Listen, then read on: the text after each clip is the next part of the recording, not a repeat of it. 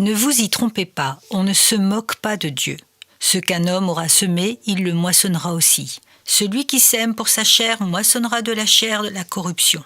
Mais celui qui sème pour l'esprit moissonnera de l'esprit la vie éternelle. Galates, chapitre 6, versets 7 à 8. Notre monde est fou. Il va dans tous les sens et devient très souvent incontrôlable.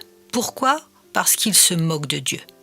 L'ère du postmodernisme où chacun a sa propre vérité touche le fond dans une explosion de crises identitaires et communautaires.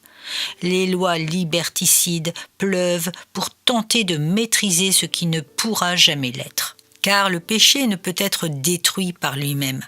Alors que Dieu ne fait aucune distinction entre les hommes et les femmes, le péché qui anime le cœur des responsables de notre terre crée depuis des siècles la pandémie qui mène non seulement à la mort, mais surtout en enfer.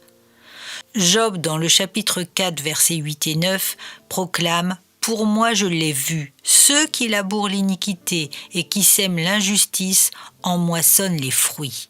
Ils périssent par le souffle de Dieu, ils sont consumés par le vent de sa colère. » Frères et sœurs, ce que le monde sème, il le récolte, et la tempête fait et fera de plus en plus rage avec les virus, les meurtres, les attentats, les catastrophes naturelles, l'intelligence artificielle, le nouvel ordre mondial.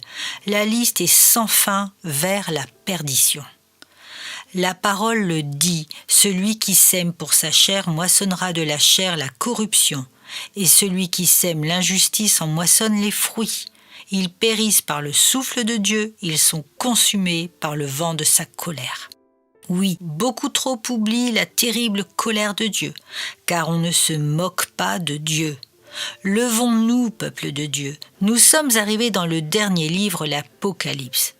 Et notre mission de vaillants soldats pour le royaume est d'éclairer par l'Esprit du Très-Haut la sombre terre pour les appelés qui doivent encore être retirés du bourbier. Levons-nous pour servir au sauvetage de nos proches, pour les perdus que Dieu appelle et qui ont une place dans l'arche de Christ. Préparons-nous pour le retour du Seigneur, car une épouse a hâte de se donner pleinement à son époux. Celui qui sème pour l'esprit moissonnera de l'esprit la vie éternelle.